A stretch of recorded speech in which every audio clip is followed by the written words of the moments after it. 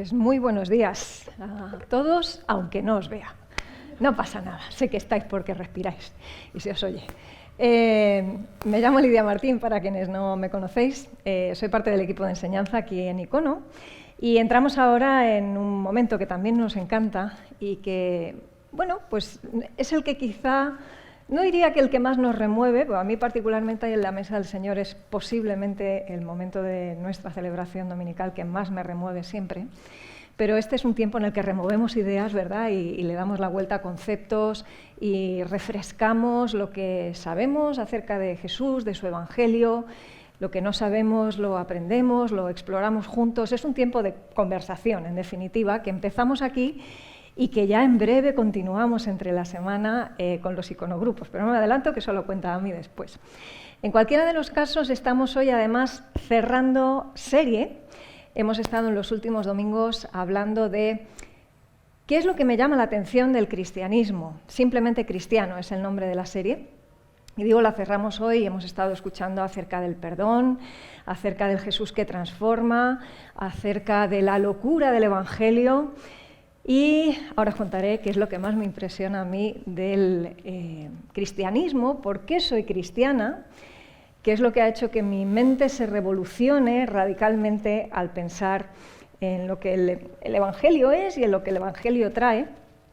Y estos días, mientras estaba preparando la conversación y lo que quería contaros, estaba dándole vueltas y pensando que realmente, a poco que uno sepa algo de lo que significa religión, o tenga un cierto interés en cuestiones espirituales, a poco que uno considere la posibilidad de una deidad, sea una o muchas incluso, si algo hay en común, diría, con las religiones entre sí, digamos, entre las religiones teístas, sean monoteístas o politeístas, es una palabra que es muy evidente incluso para quienes quieran negar otros conceptos. Esa creo que todo el mundo prácticamente podría estar de acuerdo en que efectivamente, si Dios existe o si hay dioses, están allí y nosotros aquí. Es decir, hay una separación. Esa palabra está en el corazón de cualquier religión. ¿Por qué? Porque una religión, como digo, que considere a un dios o a varios dioses al menos, lo que busca son maneras de acercarse a quien está lejos. Da igual si pensamos en los dioses griegos, los dioses romanos, hindúes, Alá o el dios del cristianismo, hay una separación infranqueable y que, bueno, pues los hombres, las mujeres intentan, en la medida de lo posible, cuando tienen interés en acercarse a esa deidad, pues salvar buenamente como pueden, que casi siempre es malamente y como pueden. Con lo cual, al final, pues entendemos por qué la religión no funciona, porque no es el método y porque en el cristianismo, los cristianos hablamos de relación y no de religión. La cuestión es que, claro, este asunto de la separación es el tema, me atrevería a decir, en el cristianismo particularmente de una forma muy clara. Lo vemos desde Génesis capítulo 3, o sea que no hubo que avanzar mucho en el Génesis, hasta leerlo en Apocalipsis, el cómo se va a resolver de manera definitiva eso. Y entre medias se nos habla de un plan, se nos habla de una forma en la que mediante un eslabón perdido se hace algo con esa separación. Así que lo que me atrae al cristianismo no es la separación, sino el plan de resolución, que ahora os voy a plantear de una manera un poco más directa. Lo que pasa es que quiero contaros algo más antes. Voy a utilizar un texto de partida para ir desvelando cuál es esa idea que me atrae del cristianismo, y es el que vais a ver en pantalla. Lo encontramos en Efesios capítulo 2 y dice: Él os dio vida a vosotros cuando estabais muertos en vuestros delitos y pecados. Lo que me apasiona del cristianismo es que Dios nos buscó primero. Ese es mi resumen. Y ahora voy a procurar irlo desarrollando y explicándoos por qué. Pero para mí este texto de Efesios, y bueno, pues lo hemos visto recientemente en otra serie cuando hablábamos de tú quién eres, hoy le vamos a dar un énfasis distinto, porque la Biblia siempre nos da nuevos énfasis y aunque hayamos leído un texto 1000 veces, siempre vamos a encontrar algo nuevo. Yo pensaba estos días, ¿quién da algo por alguien que está muerto? O sea, pensaba en una película, por ejemplo, que hemos visto en el verano, una película que yo particularmente tenía muchas ganas de ver, Irra también, juntamos propósitos y este verano la hemos visto, es la conocida Hasta el último hombre. No sé si la habéis visto, espero no destriparla, pero ya os imaginaréis que si os digo que es una película sobre la Guerra Mundial y un soldado y se llama Hasta el último hombre, pues uno atacaos y más o menos os imagináis que va de un soldado que pues se plantea o bien cargarse hasta el último hombre o bien ir a rescatarlo, una de dos, en este caso a salvarlo, ¿vale? Lo que pasa es que no os voy a destripar mucho de la película, pero me pareció una película muy desafiante a nivel ético, a nivel moral, a nivel espiritual. Si no la habéis visto, os la recomiendo encarecidamente. Porque al final este hombre, este soldado, vuelve una y otra vez al campo de batalla donde ha reventado su parte del ejército por los aires, literalmente, y él, que está en un sentido a ratos más muerto que vivo, aún así decide volver una y otra vez. Y allí están pasando estas cosas que bueno, pues nos motivan, nos inspiran y decimos, ¡jo, qué tío tan valiente! Pero incluso él, con todo y su buen hacer en el campo de batalla, no recoge a los muertos. Los que tiene sentido recoger son los vivos, es decir, los que todavía respiran, los que todavía se puede hacer algo con ellos, ¿no? Y cuando pienso en Dios acercándose a nosotros, y no solo acercándose, sino dándonos vida, como dice este texto de Efesios, cuando estábamos muertos en delitos y pecados, uno dice, claro, ¿para qué se acercaría alguien a un muerto? Solo hay dos opciones. Una, o le vas a enterrar, digo, dos opciones normales, ¿vale? O le vas a enterrar o tienes un plan para resucitarlo, una de dos. Luego habrá gente que haría barbaridades con un muerto, ¿no? Pero en términos generales, ¿quién daría algo por un muerto? El que puede hacer algo por él. Y pienso en Dios y pienso que nos podría haber dejado a nuestra suerte, tal y como estábamos, porque lo voy a plantear de otra manera, igual de friki, ¿vale? Voy a tirar de serie en vez de película en esta ocasión. El escenario mundial, aquí y a lo largo de la historia, ha sido uno de tantos capítulos de The Walking Dead. Es decir, somos, para los que no sois tan frikis como yo, muertos vivientes. Parecemos vivos, pero en realidad estamos muertos. Y ese es nuestro estado natural, es decir, es en el que nacemos, es en el que morimos, a no ser que Dios intervenga generando vida donde no la había, apelando a la responsabilidad del hombre para recibir ese regalo, dejarse ayudar, y entonces sí, poder salir en el momento propicio, cuando llegue el momento del campo de batalla, para estar de otra manera, en otro estado, de otra forma. Tenemos ya otra naturaleza. Cuando Dios ha venido, cuando estábamos muertos, nos ha rescatado, hemos recibido ese rescate, agradecidos en nuestro corazón por ser alcanzados. No ha venido a rematarnos, ha venido a rescatarnos, a resucitarnos. Ese movimiento de Dios acercándose cuando no había posibilidad ninguna para nosotros, cuando nosotros no habíamos hecho ningún sentido, porque no surge de nosotros ese movimiento, acercarse, ese movimiento de Él, a mí me salta a los plomos. Porque como dice el propio Evangelio, bueno, aún por alguien bueno, por alguien justo, pues alguien daría algo, ¿no? Alguien daría la vida, a lo mejor, pues una persona que sea muy dada, muy generosa, pero por el malo, por el injusto, por el muerto, por el dañino, por el tóxico, como se dice ahora, ¿quién daría un duro, no? Y ahí está Pablo explicándonos a través de ese texto en Efesios, que sigue diciendo, además, lo siguiente, y aquí está la explicación, ¿no? Porque no hay otra razón que justifique que alguien venga por nosotros, y menos siendo el grande, el Dios del universo, el Señor, el Creador absoluto, si no es el gran amor de Dios. Dios que es rico en misericordia por su gran amor con que nos amó. Aun estando nosotros muertos, vuelve a repetir, en nuestros pecados, nos dio vida juntamente con Cristo. Por gracia sois salvos. Y continúa diciendo, porque la cosa no se termina aquí, ya sabéis que Pablo hacía frases muy largas, juntamente con Él nos resucitó y asimismo nos hizo sentar en los lugares celestiales con Cristo Jesús, para mostrar en los siglos venideros las abundantes riquezas de su gracia en su bondad para con nosotros en Cristo Jesús. Muy larga, ¿no? Pero vamos analizando pequeñas partes. Lo de que estábamos muertos parece que está bastante claro. Lo de que nadie daría nada por un muerto parece que está bastante claro. Lo que hacía que estuviéramos muertos y rebozándonos en el fango era el pecado. Ahí es donde estamos, donde nacemos, donde morimos, y nada lo impide. Pero Dios entra, y entra con todo. Entra con lo que es, con su carácter, rico en misericordia.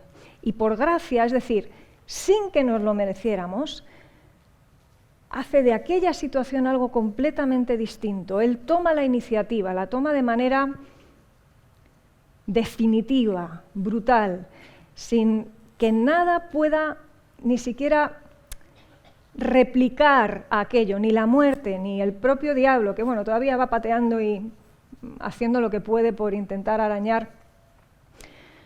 Pero la batalla aparentemente puede parecer ganada de Satanás en ocasiones, la guerra está perdida para él. La muerte ha perdido su papel. Esa posibilidad de poder alcanzar no solo vida, sino una vida nueva, una vida mejor, que es de lo que nos está hablando el Evangelio en definitiva. Eso es lo que trae la iniciativa de Dios, Dios alcanzándonos primero. Así que si tengo que resumir por qué soy cristiana, lo digo con esta frase: porque el Dios del cristianismo vino a buscarme primero.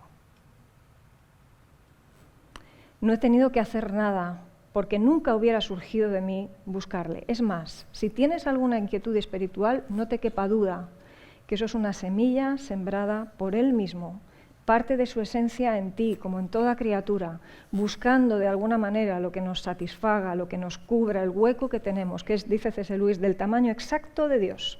Lo que pasa es que no lo sabemos hasta que decidimos encontrarnos de una manera abierta, humilde, dispuesta a recibir ese regalo, ese rescate en Cristo Jesús, del que nos habla Pablo. Así que a través de ese Dios que me busca primero y que me alcanza primero, es que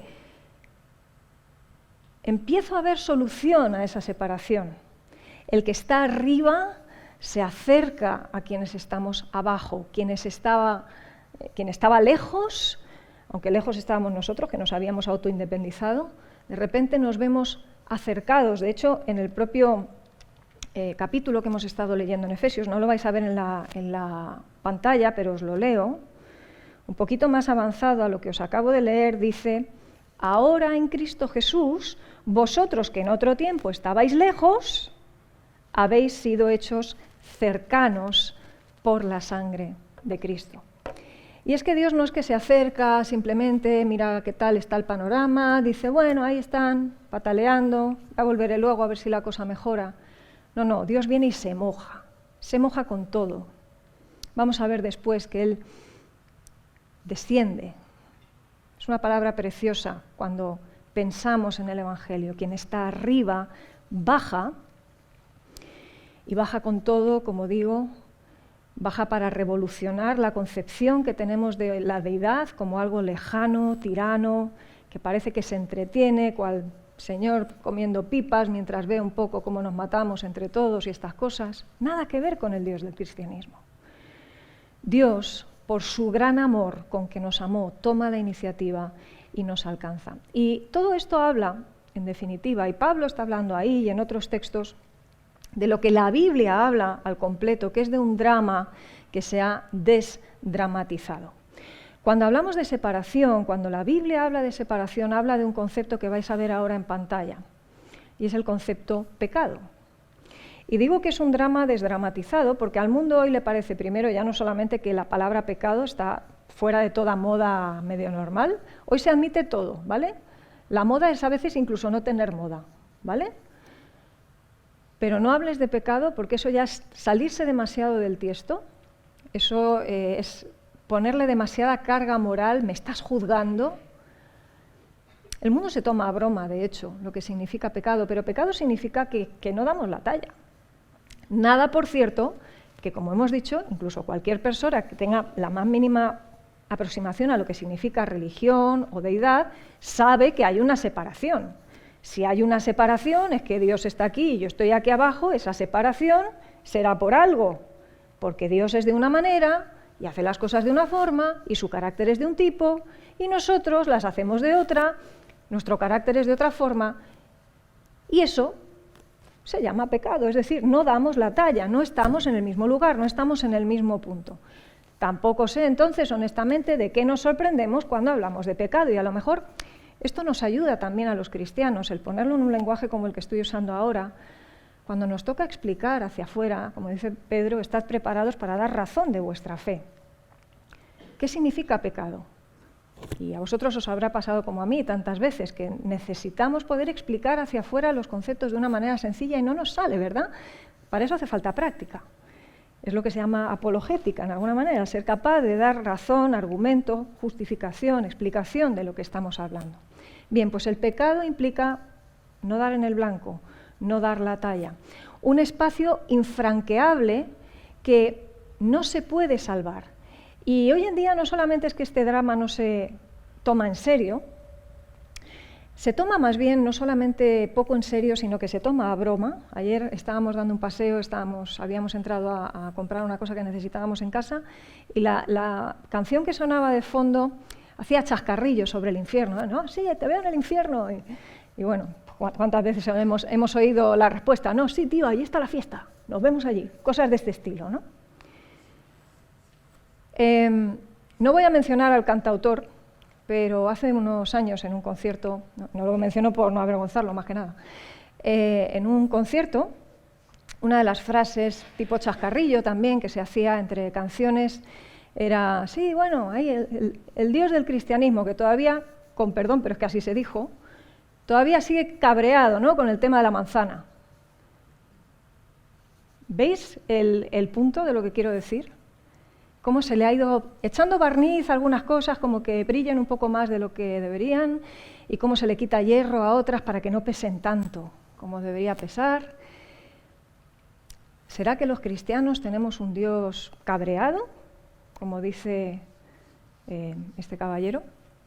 ¿O es que a lo mejor resulta que Dios, que es distinto en su naturaleza, absolutamente santo, en honor a la verdad, nos mira, se ve, y la verdad cae por su propio peso, y nosotros tenemos que reconocerlo.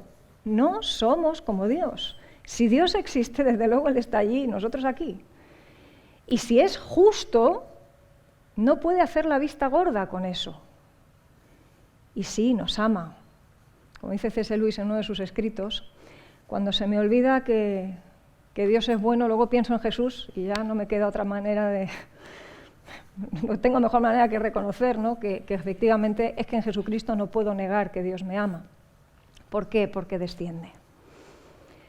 Porque Dios se acerca en la persona de Jesús, la imagen del Dios invisible, para hacerse presente de una manera todavía más visible, más presente de lo que se había hecho hasta entonces.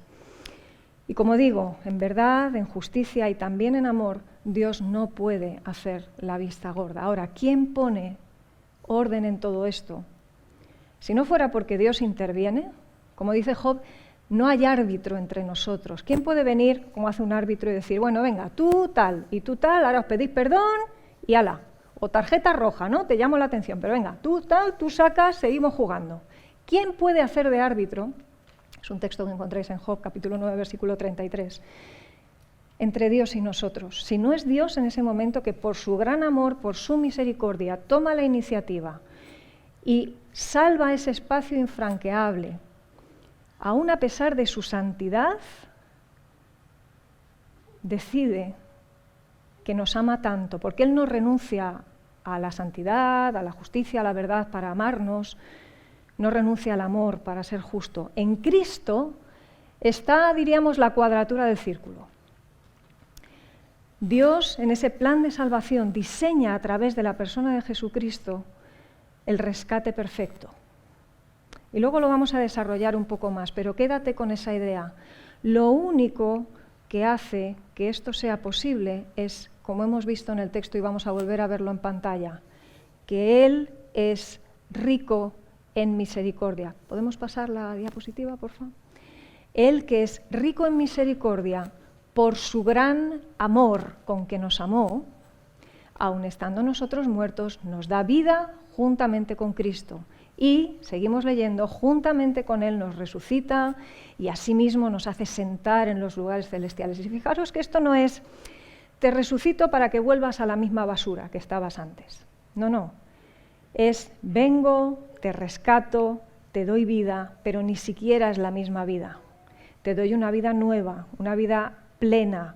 Te resucito conmigo, aunque aquí sujetos todavía a cuerpo mortal no vivimos de la manera completa esto aún, lo llegaremos a vivir. Aquí estamos viviendo los primeros abordajes. Y además nos adopta como hijos, nos sienta en los lugares celestiales, nos permite vivir de las riquezas en Cristo Jesús, como dice el primer capítulo de Efesios. Y Pablo la verdad es que entendió esto a la perfección, porque él había vivido una vida en la que como religioso, ultra religioso, el más ortodoxo de los ortodoxos judíos en aquel momento, perseguidor de la Iglesia, masacrando al que hiciera falta por amor al Dios al que servía, no habiendo entendido el concepto, la esencia del Dios que nos busca y que nos busca por el amor de su carácter a la par que es justo y verdadero, al no haber entendido aquello, Pablo básicamente iba a caña, tenía caña para todos. Y ojo, que no era un hipócrita, él vivía de una manera recta, temerosa, en ese sentido, vamos, cumplidor de la ley en muchísimos sentidos, perfecto no era, evidentemente, pero de entre los que lo hacían bien, pues él lo hacía muy bien en muchos sentidos. Pero claro, es que resulta que el Evangelio era otra cosa, y él no lo sabía. Y resulta que en el caso de Pablo, como en el de cualquiera de nosotros, pero quizá lo vemos un poco más claro cuando nos fijamos en el relato de Pablo, Jesús se acerca, tiene la iniciativa de aproximarse a Pablo, y más allá de si había caballo del que caerse o no, que ya sabéis que, bueno, el detalle, se cayó del caballo, bueno, pues entendemos que seguramente viajaba a caballo hacia Damasco, vale, pero caballos aparte. Lo que sí que sucede es que Pablo se cae del guindo en el que vivía, porque Dios, en la persona de Jesús, se le hace por su propia iniciativa, no la de Pablo, sino la de Dios, presente. Y le dice, ¿por qué me persigues? Es decir, no estás yendo en la dirección correcta, le estás poniendo muchas ganas, pero vas en la dirección contraria. Y entonces, efectivamente, en Pablo se produce ese giro de 180 grados.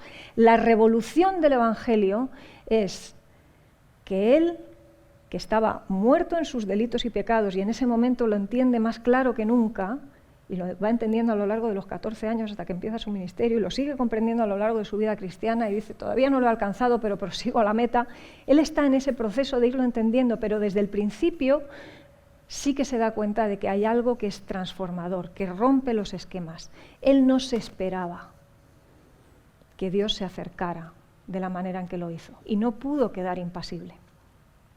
Aquello revoluciona la vida de Pablo, y como dice en Efesios, ya no ve, en Corintios, perdón, segunda de Corintios, no vuelve a ver a las personas de la misma manera, ni la carne de la misma manera, ni lo que conocía acerca de Dios de la misma manera. Todo su entendimiento es hecho saltar por los aires.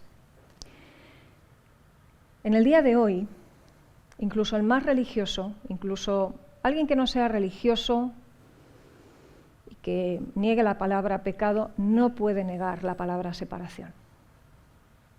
Otra cosa es que le importe, ¿vale? Decía antes que cuando pensamos en religiones monoteístas o politeístas, pues bueno, esa idea de separación está más clara. Cuando la religión de una persona, como pasa a día de hoy, eres tú mismo, tu propio Dios, tu propia ideología, que hoy la religión de mucha gente es la ideología, que no se nos escape, que parece que es que las religiones solo van de teísmos, pero la cosa no es así. Las ideologías hoy constituyen el centro de adoración para mucha gente, y para mucha gente también, valga la repetición, su propio Dios son ellos mismos. Yo me he hecho a mí mismo. Luego, incluso si Dios existiera, lo tratan como un colega, alguien con quien se puede discutir. Qué diferente, ¿verdad?, de la perspectiva de Job, de que quién va a arbitrar entre nosotros, quién le va a poner la mano en el hombro a Dios para decirle lo que tiene que hacer. El hombre y la mujer de hoy quizá somos más dramáticamente descarados que nunca, atrevidos, me atrevo a decir, pero fíjate, la idea de separación sigue estando. Sea porque rechaces a Dios, sea porque no lo entiendas, sea porque esté demasiado lejos, porque no sepas cómo acercarte, nadie puede negar la idea de separación. E incluso quienes dicen, pues si Dios está, ¿dónde está? Porque allí estamos esperándole. ¿Por dónde anda? ¿Por qué tanta guerra? ¿Por qué tanta destrucción? ¿Por qué tanta maldad? ¿Por qué tanto dolor? Esa separación está, a no ser que pase algo o a no ser que pase alguien. Y el eslabón perdido del que la humanidad está tan necesitada, que no estaba perdido él, estamos perdidos nosotros, el que vino a rescatarnos no es la oveja perdida al que hay que buscar o el eslabón perdido al que hay que buscar. Más bien nos encontramos nosotros cuando nos dejamos encontrar por el Dios que nos busca, es Jesús mismo. Así que esto que vas a ver ahora en pantalla, para mí es la esencia, lo diferente del cristianismo. Dios viene a buscarme porque lo diferente en el cristianismo es el carácter de Dios. Su amor, su santidad, el que Él no puede ignorar la verdad de las cosas. ¿Es un tirano que viene a buscarnos para amargarnos la vida? ¿O es un padre que sale corriendo, como en la imagen de la famosa parábola del hijo pródigo, levantándose los faldones contra toda norma que había en el momento de honor, vergüenza, honra? Estaba muy mal visto que una persona, especialmente un hombre, un cabeza de familia, corriera. Un señor con solera iría a paso lento porque no tiene prisa, en todo caso que corra el otro. Dios no. El Padre que refleja ese Padre del Hijo Pródigo, nuestro Padre Celestial, el Dios del cristianismo, es un Padre, es un Dios al que no le importa remangarse para salir corriendo a rescatar a cualquiera de sus criaturas. No al bueno, no al justo, al que al fin y al cabo iría a rescatar cualquiera. No, Él se aproxima primero. Y esa parábola, como tantos otros textos, nos hablan en esa dirección. Sí, el hijo estaba volviendo a casa después de haberse estrellado, pero antes de que el hijo llegue, el padre ya ha salido corriendo con los brazos abiertos y le recibe. Y le devuelve su posición en la casa. Y le da un anillo y le viste y hace fiesta, como Dios dice que sucede en el cielo cuando un pecador decide arrepentirse. También sale a buscar al hijo mayor, por cierto. El hijo mayor iba de sobrado hasta cierto punto porque él estaba tan seguro de su posición en la casa. Él no contaba con el asunto del otro hermano que se va, que vuelve, y lo peor de todo, no contaba con que su padre perdiera la cabeza, se fuera a buscar al hermano menor y mucho menos le restituyera, y que además le montara un fiestón cuando resulta que a él ni siquiera le había invitado con sus amigos a hacer una fiesta, a matar a alguno de los cabritos que tenían para celebrar con ellos. Y ese nuevo movimiento del padre saliendo de la fiesta para ir a buscar al hijo mayor que no quería entrar en el banquete, también se consideraba en aquella época un gesto de deshonor, una humillación. Otro padre hubiera dicho, no quieres entrar, te quedas fuera. Pero ese padre vuelve a salir. Y sale por el hijo menor, por el malo de la película aparentemente, sale por el hijo mayor, que también era el malo de la película, aunque no aparentemente. Y eso solo puede significar una cosa. De nuevo, que el Padre sale a por todos. Que el Padre siempre tiene la iniciativa, porque ni del aparentemente malísimo ni del aparentemente bueno hay nada que rescatar. Ambos están muertos en sus delitos y pecados, cada uno de un tipo. El primero, el ir al living la vida loca salvaje, ¿no? El segundo, ir de bueno por la vida, pero luego manipular a Dios, porque ahora resulta que te he obedecido y tú mira lo que me das. En cualquiera de ambos casos, el no religioso o el religioso, Pablo nos lo explica así en Romanos, apelando a los Salmos, porque es un texto antiguo. No hay justo ni aun uno. Ya estaba eso escrito, por eso digo que apela a los Salmos. No hay justo ni aun uno, no hay quien entienda, no hay quien busque a Dios. Todos se desviaron, a una se hicieron inútiles. No hay quien haga lo bueno, ni siquiera intentándolo, ni siquiera al modo del propio Pablo. No hay ni siquiera uno. Y ahora te pongo el contraste, porque a mí esto ya sería para otro monográfico, ¿vale? Pero otra de las cosas que me alucina de la Biblia son los contrastes, las paradojas. A lo mejor es por el puro ejercicio intelectual del choque, ¿no? No lo sé, pero no es solamente un ejercicio intelectual, es que son paradojas que nos remueven la vida cuando las entendemos. Y el contraste lo encontramos en el Dios del Antiguo Testamento, que es el mismo que el del Nuevo Testamento, hablándole al pueblo en Éxodo capítulo 3, cuando el pueblo de Israel estaba en Egipto. Hoy nosotros también estamos en nuestro propio Egipto, en un sentido. Como os decía, el The Walking Dead, el ser muertos vivientes, no es solamente en este momento, lo ha sido a lo largo de los tiempos y Dios ha ido al rescate una y otra vez en todas las épocas de la historia. Y en aquel momento el pueblo de Dios estaba esclavo en Egipto, estaba masacrado, machacado. Y Él dice en Éxodo 3, que lo vais a ver ahora también en la pantalla,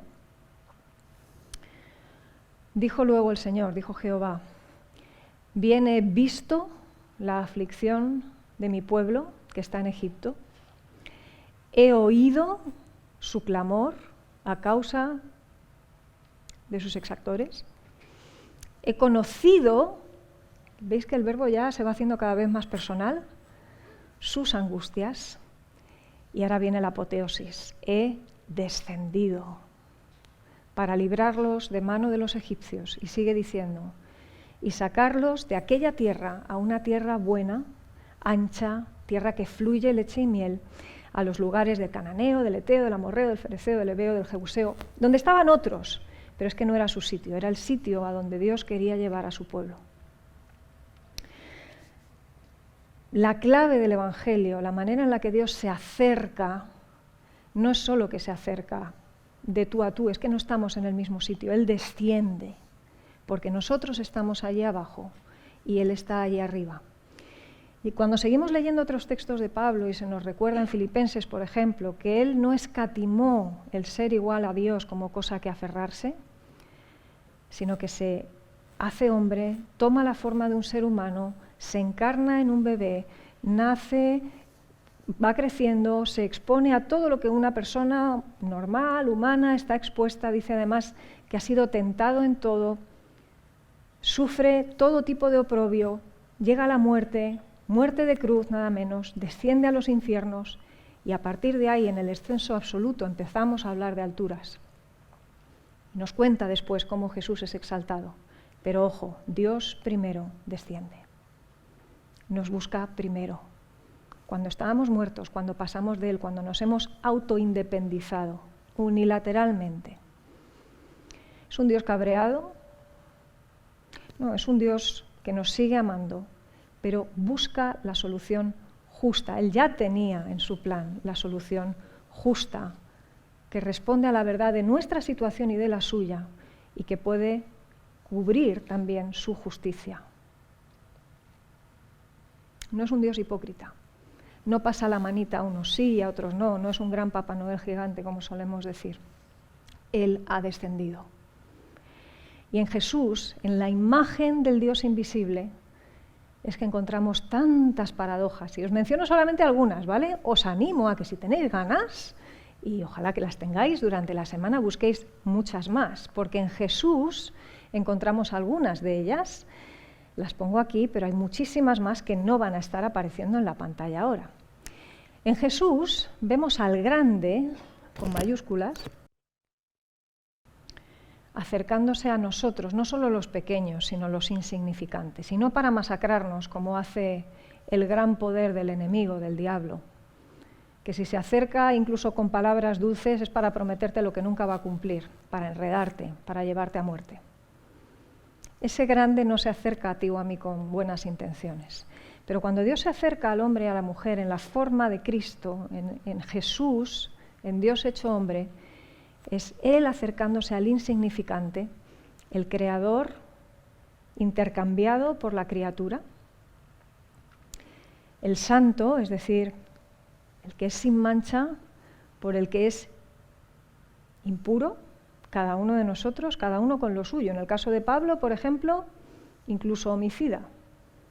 ¿A quién traían las ropas de Esteban mientras lo dilapidaban a los pies de Pablo? Pablo era el que daba el visto bueno, en definitiva, a tantos y tantos a los que se masacraba por el hecho de ser cristianos. O sea que también homicida. Eso significa que si para Pablo había solución, pues para todo el mundo, para lo tuyo, para lo mío. Porque la muerte de Cristo y su sangre es superior. Donde abundó el pecado, sobreabundó la gracia. No nos la merecíamos, pero ahí estaba. El legislador, el que pone la ley, el que dicta lo que tiene que suceder, intercambiado por el infractor de esa misma ley. Por eso vemos a Jesús en la cruz y no a cada uno de nosotros, que sería el pago que se esperaría ante ese Dios justo. El inocente intercambiado por el culpable. El juez por el acusado, el rey por el esclavo, el Señor por el siervo, y podríamos seguir. La palabra entonces separación cambia en el cristianismo, si lo aceptamos, por la palabra intercambio. La gran pregunta, y es a lo que te invito si no eres seguidor de Jesús, es: ¿aceptas el intercambio? ¿Aceptas que Dios te pueda ver como lo que no eres, me ve a mí como lo que no soy? Justa, agradable, perfecta, adecuada, correcta, todas estas cosas, para que me pueda ver como Él siempre quiso que fuéramos a través de Cristo. Si me presento con mis méritos voy mal, muy mal. Pero cuando acepto el sacrificio de Jesús, cuando acepto su descenso, su muerte, su resurrección por mí, Dios me mira y me ve a través del filtro que es Jesús. Mi vida a partir de este momento está escondida en Cristo, se ve a Cristo. Y Dios me mira, y aún a pesar de mis muchas faltas, todavía a día de hoy, a pesar de ser cristiana, cuando Dios me mira, ve a Jesús. No porque yo sea Jesús, sino porque yo he aceptado el intercambio. Acepto que en vez de mirarme a mí, se le vea a Él. Y entonces en ese momento el cristiano ya no tiene nada que temer, ni siquiera el día del juicio, porque en ese juicio voy a ser declarada aceptada. Tenemos ya el anillo de hijos en la mano. Estamos vestidos de vestiduras distintas, aunque no se nos vea de forma visible. Tenemos una herencia, tenemos una patria distinta, todo cambia. ¿Pero aceptamos la palabra intercambio? La gran realidad a día de hoy sigue siendo que aunque el mundo acepte la idea de separación o acepte la idea de pecado incluso, pocos aceptarían el intercambio. Son pocos los que se salvan, y no porque la salvación no sea algo ofrecido ampliamente, ha sido ofrecida a todos, dice el Evangelio. Pero pasar por la puerta estrecha de renunciar al propio orgullo, agachar la cabeza para entrar por ese canal estrecho, eso cuesta. Y por eso son pocos los que pasan por ahí. Ahora, el poder del plan de Dios, su carácter redentor de misericordia es amplio, rico en misericordia, lento para la ira. No tenemos un Dios cabreado, como algunos dicen.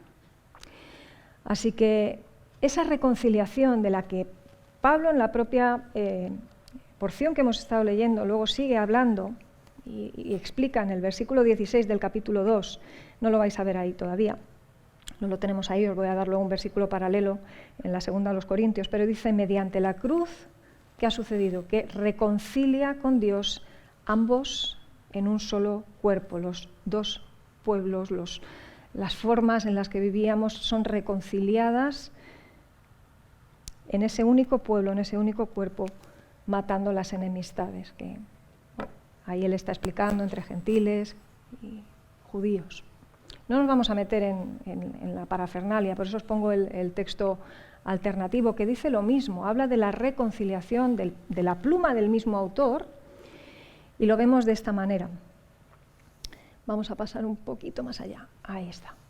Dice, si alguno está en Cristo, nueva criatura es, acabamos de explicarlo, las cosas viejas pasaron, todas son hechas nuevas y todo esto proviene de Dios, de nuevo la iniciativa, quien nos reconcilió consigo mismo por la cruz y nos dio el ministerio de la reconciliación. ¿Qué es esto? Que Dios estaba en Cristo reconciliando consigo al mundo, no tomándoles en cuenta a los hombres sus pecados y nos encarga a nosotros el ministerio de la reconciliación. Mirad, ese intercambio nos rescata, salva las distancias irreparables, insalvables que había entre Dios y nosotros, pero no solo nos reconcilia, nos compromete, nos obliga, no a golpe de vara, pero como expresa Pablo, pocos versículos de diferencia al que acabamos de leer, nos constriñe, nos aprieta. ¿Cómo nos vamos a callar? Qué pesados somos los cristianos, ¿verdad? ¿No te ha pasado alguna vez que alguna vez has ido a hablar con un amigo que por fin ha aceptado a escuchar algo de lo que le quieres contar del Evangelio y dices, ahora que te he pillado ya no te suelto, a lo mejor le tienes hasta las 4 de la mañana? No miréis para otro lado porque os ha pasado, si no hasta las 4, hasta la 1. Pero a veces se nos tiene, pero por pesados, porque hablemos mucho de esto. Debería ser así al menos. ¿Pero por qué? Porque seríamos unos profundos desagradecidos si como insignificantes que hemos visto que éramos, como pequeños, como traidores, como siervos inútiles, como gente poco comprometida con lo bueno, todo lo que hemos estado hablando antes. Si no nos damos cuenta de que somos todo eso y que hemos sido rescatados y no tenemos nada que contar, algo hay o todo hay que no hemos entendido. ¿Por qué Pablo no podía callarse? ¿Por qué los apóstoles acabaron todos martirizados o exiliados, como en el caso de Juan? Porque no había tapón que pudiera callarles. Porque lo que habían visto y oído no podían tragárselo sin más. Porque sabían que habían sido reconciliados de ese lugar de muerte en el que estaban, habían aceptado el intercambio, pero no era simplemente para vivir la vida plena y ver cómo el resto se estrella, sino para ir hasta el último hombre. Porque aunque parezcan, porque son, sí, muertos vivientes, y pareciera que no hay nada que se pueda hacer por el mundo, Dios sigue haciendo cosas por el mundo a día de hoy. Lo sigue haciendo con el mismo plan. No va a haber un nuevo plan, como dice Hebreos. Lo que ha hecho Jesús está hecho, consumado es, no hay más. Eso es lo que tenemos que proclamar. Pero si solamente estamos viviendo un cristianismo de rescate para nosotros y no lo estamos volcando hacia afuera, algo hay que no estamos entendiendo. Y si nos damos cuenta en todas y cada una de las conversaciones que han estado poniéndose encima de la mesa en esta serie, tanto si hablábamos del perdón como el Jesús que transforma, como la locura del Evangelio, todas ellas nos mueven en todos los temas escogidos y cualquier otro que hubiéramos podido escoger alguno de los ponentes, todos nos mueven en la misma dirección. Compártelo, cuéntaselo a otros. El cristianismo no permite, si se entiende, que te quedes callado, que yo me quede callada. Y si no sabes hacerlo, aprendemos juntos, no caminamos solos. El cristianismo nos regala, el Señor nos regala, a través de seguir a Jesús, una comunidad en la que juntos vamos aprendiendo cómo exponer las verdades del Evangelio de una forma poderosa, porque va acompañada de su espíritu, clara, cuando nos dejamos guiar por Él, cuando profundizamos, cuando pensamos acerca de estas cosas. Me gusta cómo lo plantea Miguel Núñez, que habréis escuchado quizá en alguna predicación, hay mucho de él en internet. Es un pastor de República Dominicana, médico de profesión. Él dice, somos micrófonos. En el momento que te conviertes a Jesús, te conviertes en un micrófono. Ahora, un micrófono que no capta la señal para permitir que al final aquello pueda ser potenciado y lanzado hacia afuera, no está cumpliendo su función. Somos inútiles cuando decidimos quedarnos con la parte guay del Evangelio, que es ser reconciliados, y olvidarnos de esa parte un poco más escabrosa, que es la de proyectar hacia afuera el mensaje, lanzar lo que significa el ministerio de la reconciliación de Dios hacia el mundo, y al primero de ellos, a mí, pecador, y por eso podemos contarlo. Nuestro testimonio es una de tantas historias que pueden conmover también a un mundo que se sigue perdiendo. Así que voy a cerrar la serie con esta frase que vais a ver en pantalla. El cristianismo significa reconciliados para reconciliar. ¿Qué me apasiona, qué me transforma, qué me llama la atención, con qué me quedo del cristianismo? Con que la separación tiene remedio.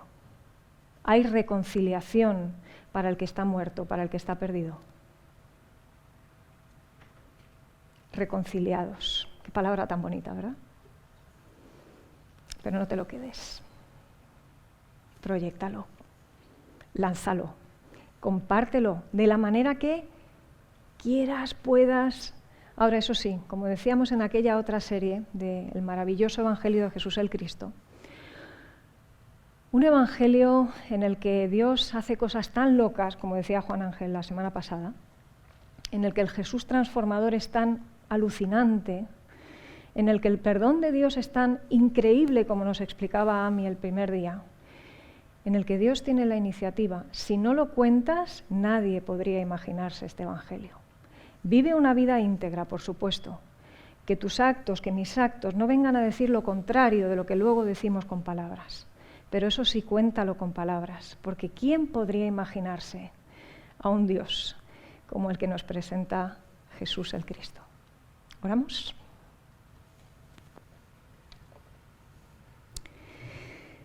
Señor, te damos muchísimas gracias porque tu Evangelio glorioso, presentado en la forma más cercana, más potente posible, más humana, en Jesús mismo,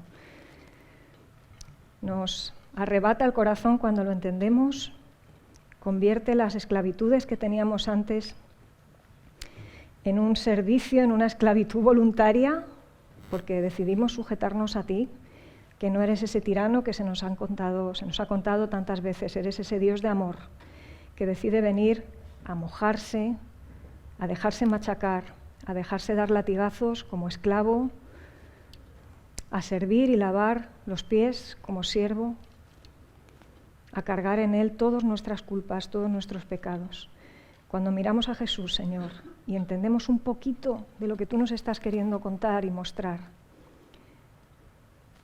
no podemos por menos que adorarte y darte las gracias por el regalo que significa que tú hayas salido a nuestro encuentro. No te ha importado humillarte, no te ha importado quedar como un Dios pusilánime en comparación con el Dios que venden otras religiones. Tú has puesto el amor primero y nos has colocado a nosotros en una posición distinta gracias a que Jesús voluntariamente y obedeciéndote a ti decidió escoger el camino de mayor resistencia y buscar hasta el último hombre. Así que gracias, Señor, por habernos alcanzado y porque podemos hoy reconocerlo juntos en este momento. Ayúdanos a proclamar esa verdad, a expresarla de todas las maneras posibles. Que el mundo pueda ver, Señor, a Jesús que nos ha rescatado, al que ha venido a nuestro encuentro. Gracias por ese intercambio glorioso. En su nombre. Amén.